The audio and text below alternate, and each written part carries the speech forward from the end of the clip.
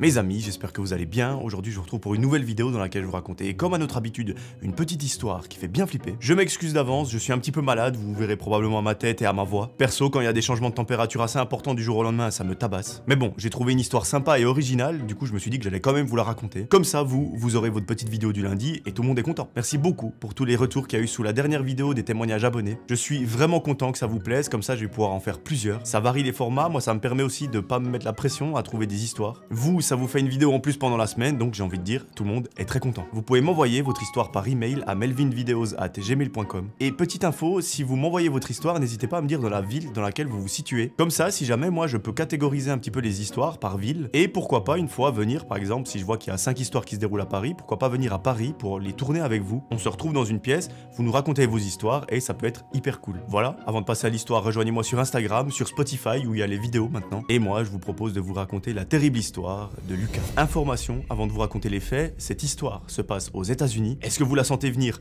J'ai bien l'impression, parce que maintenant vous connaissez la chanson, États-Unis égale histoire de fou, et pour le coup, là, c'est le cas. Et je pense qu'il n'y a pas meilleure histoire pour se dire que de temps en temps, quand c'est pas notre heure, c'est pas notre heure, et que si vous doutiez que parfois il y a une petite étoile qui veille sur vous, là, peut-être que ça va vous faire changer d'avis. Lucas, à ce moment-là, c'est un adolescent comme tout le monde. Il passe son temps sur les jeux vidéo, il va à l'école, il obtient pas des notes extraordinaires, mais ça passe. Il a vraiment un bon groupe de potes, il s'amuse beaucoup avec eux, sa famille est en or, il a la santé, j'ai envie de dire, tout va bien dans sa vie. Lucas, à l'école, il nous explique que ça se passe très bien. Il suit les cours avec tous ses potes, et parfois, pendant les leçons, ça leur arrive de discuter un petit peu. Mais le petit Lucas, ça fait depuis quelques semaines qu'il se met plus à côté de ses potes, mais qu'il se met à côté d'une fille. Cette fille, il nous avoue qu'elle lui plaît bien, et que vraiment, il la trouve super belle et super sympa. Les deux s'entendent extrêmement bien, et du coup, ses potes, ils le prennent un petit peu mal. Mais bon, ils sont compréhensifs, ils lui disent gros, tente ta chance, c'est pas 2 fois dans une vie que ça arrive. Naturellement, vu que Lucas est à côté d'elle, il a tendance un petit peu à se laisser aller. Il se comporte parfois un petit peu comme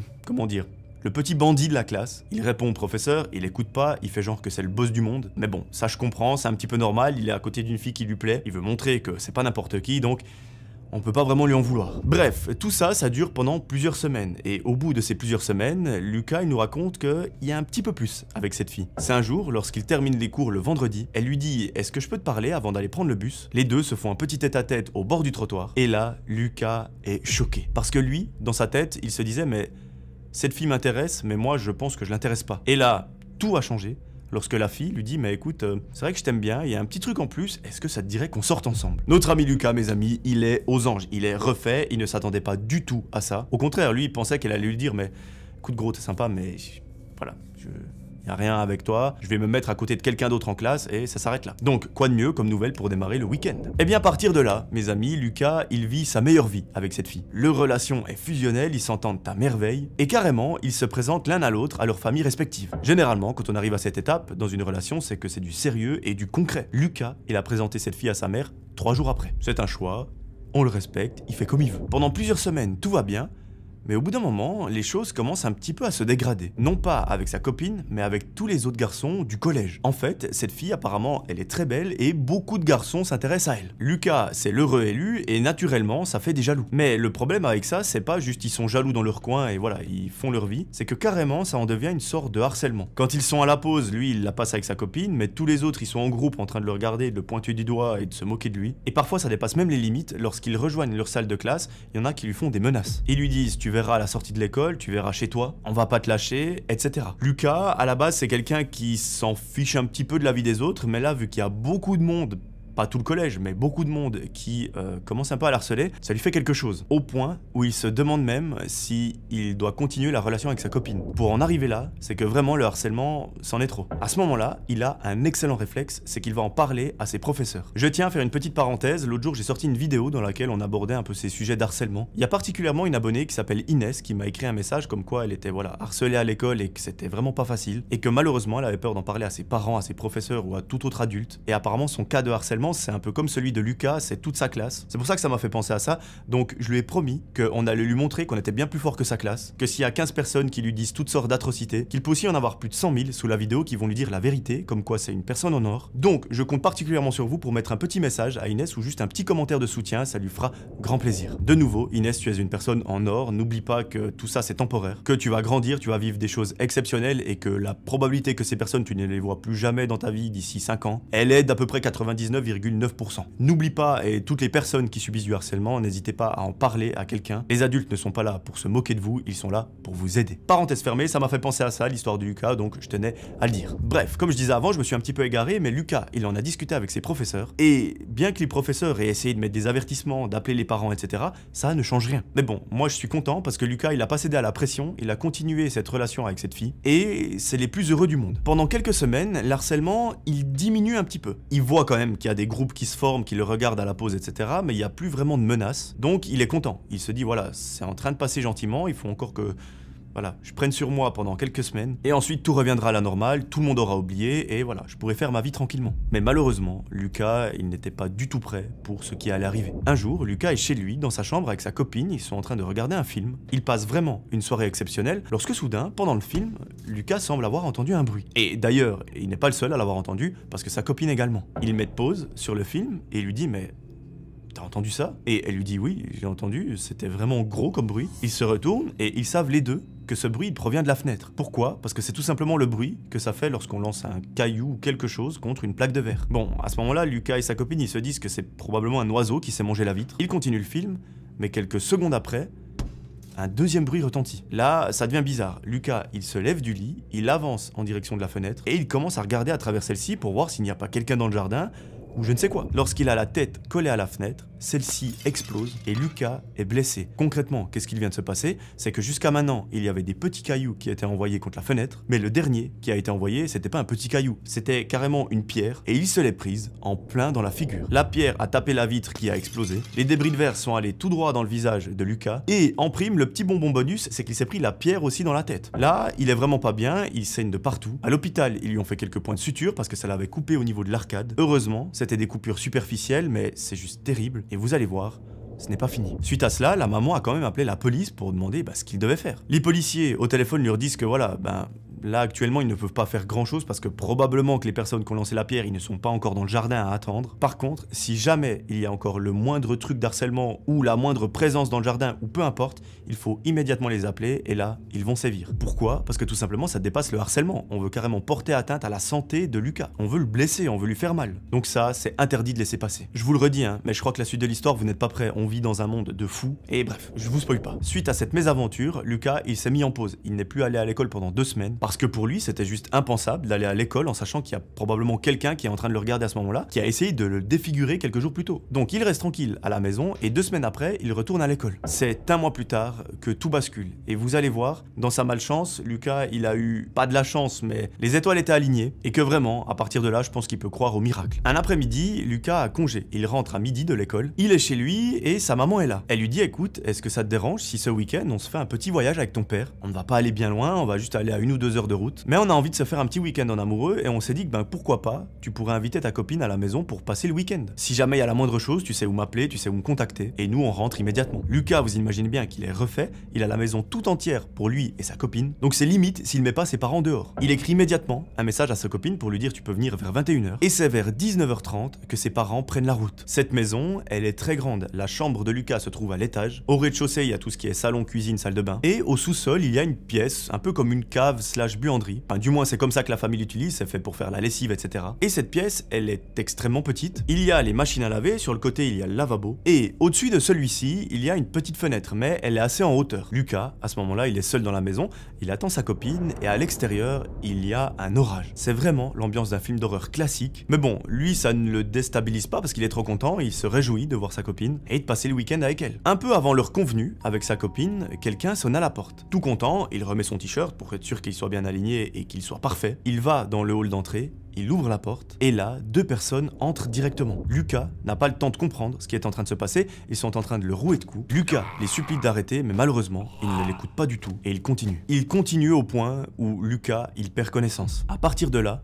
Lucas ne se souvient plus de rien. Et l'histoire commence dans une situation extrêmement alarmante. Vous vous souvenez cette petite pièce au sous-sol? Lucas, lorsqu'il reprend connaissance, il est tout simplement en train de se noyer. Il ne peut quasiment plus respirer et il arrive vite fait à distinguer où il est. Il est dans cette fameuse petite pièce, sauf que celle-ci, elle n'est pas dans son état normal, elle est complètement inondée d'eau. Lucas, il comprend très vite qu'il faut absolument agir parce que sinon c'est fini pour lui. Sauf qu'on arrive à un stade où la pièce est tellement inondée que il lui reste une petite minute voire 2 minutes avant qu'il se fasse submerger et qu'il soit en apnée. L'apnée, vous pouvez tenir quelques secondes voire quelques petites minutes, mais si vous ne respirez pas à nouveau, c'est fini pour vous. Et malheureusement pour Lucas, il ne va tout simplement pas réussir à sortir de cette pièce. À un moment, il est submergé, il est sous l'eau, il ne peut plus respirer. Il n'arrive tout simplement pas à trouver une poche d'air ou quelque chose pour avoir de l'oxygène. Et ça fait qu'il perd à nouveau connaissance. À ce moment-là, on s'attend naturellement à une fin tragique. Lucas n'a pas pu sortir de la pièce. Il a perdu une deuxième fois connaissance et cette fois-ci, il n'est pas à l'air libre. Il est sous l'eau, donc c'est censé marquer la fin. Sa copine, à ce moment-là, elle est en train de sonner dans la maison. Elle est en train d'attendre qu'il vienne lui ouvrir la porte. Mais voyant que Lucas ne vient pas, elle essaye de lui écrire, mais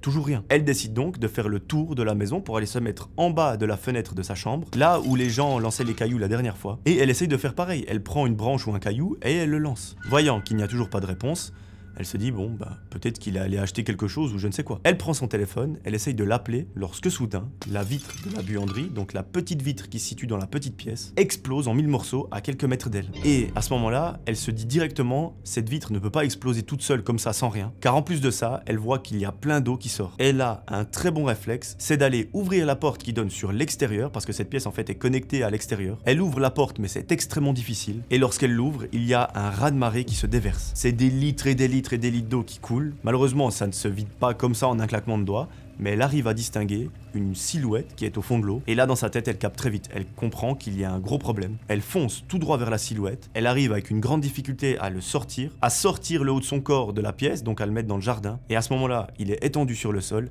mais sa copine remarque qu'il ne respire plus. Là, elle ne sait pas quoi faire, elle ne sait pas comment réanimer quelqu'un, elle n'a jamais appris. Son premier réflexe, et vous allez voir, c'est là où il y a un autre signe qui fait que voilà, c'est un miracle. Elle court sonner à la porte des voisins, qui est juste à côté. Elle leur dit même pas ce qui se passe, elle lui dit vite venez, j'ai besoin d'aide. Le mec vient avec elle au niveau de Lucas, et là elle lui explique vite fait. Voilà, il était dans la pièce, elle était inondée, je l'ai retrouvé inconscient au fond de l'eau, et immédiatement, la personne commence à le réanimer. Pourquoi est-ce que c'est un miracle? Déjà parce que cette personne sait comment réanimer quelqu'un, parce que tout simplement, son métier c'est d'être maître nageur dans une piscine publique. J'ai envie de dire, c'est la personne la plus qualifiée et la meilleure personne pour pouvoir le réanimer à ce moment-là. Pendant ce temps, sa copine appelle une ambulance et quelques minutes après, il y a des sirènes de partout. Lucas arrive à re-respirer. Par contre, la question qu'on se pose tous, c'est est-ce qu'il va réussir à tenir le coup jusqu'à l'hôpital? Eh bien, mes amis, dans l'ambulance, Lucas arrive à tenir. Il arrive à l'hôpital en vie, ils le prennent très bien en charge et il s'en sort. Par contre, il s'en sort avec de grosses séquelles. Pourquoi? Parce que le cerveau a manqué d'oxygène pendant un bon moment. Selon les médecins, si sa copine est arrivée ne serait-ce que 1 ou 2 minutes plus tard, pour Lucas, c'était terminé. Donc là, Lucas, il a vécu un véritable miracle, que sa copine arrive au bon moment, qu'elle puisse le sortir, qu'elle se dise directement qu'il y a un problème parce qu'il est dans la pièce, que son voisin soit à la maison, que son voisin soit maître nageur et qu'il sache réanimer quelqu'un. Ça fait beaucoup de conditions qui sont juste improbables, mais heureusement,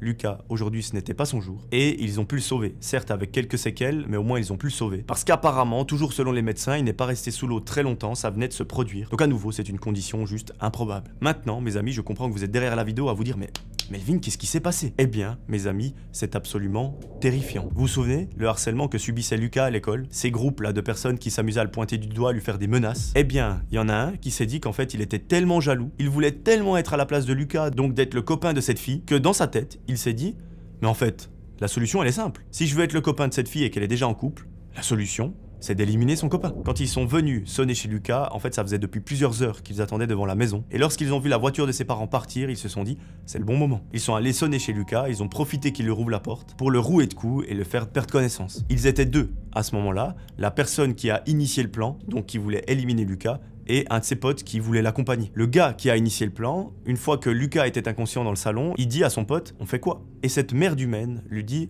bah il faut qu'on l'élimine. Sauf que, comment? C'est ça la question. Ils se sont tout simplement promenés dans la maison et ils ont vu qu'en bas, il y avait une buanderie qui était toute petite. Ils ont eu une idée de psychopathe et pour moi ces gens, c'est la preuve qu'il faut les enfermer et qu'ils ne voient plus jamais la lumière du jour. Ils se sont dit, on va aller en bas, on va le mettre dans la salle, on va fermer la fenêtre, on va ouvrir le robinet, histoire que la pièce se remplisse et qu'il soit noyé. Comme ça, peut-être que la police pourra penser à un éventuel accident, ça peut arriver, spoil, c'est improbable. Et c'est exactement ce qu'ils ont fait. Sauf que ces deux gars sont tellement cons qu'ils n'ont pas pensé au truc des empreintes, etc., qu'ils ont posé leurs mains sans gants à peu près partout dans la maison. Donc, en quelques recherches assez simples, la police a pu mettre la main sur eux parce qu'ils étaient au courant que Lucas subissait du harcèlement à l'école. Ce qui me frustre vraiment dans cette histoire, c'est qu'on ne connaît pas la peine qu'ont écopé ces deux personnes. Et j'espère sincèrement, et là vous pouvez me dire qu'ils sont jeunes, qu'ils ont droit à une deuxième chance, etc.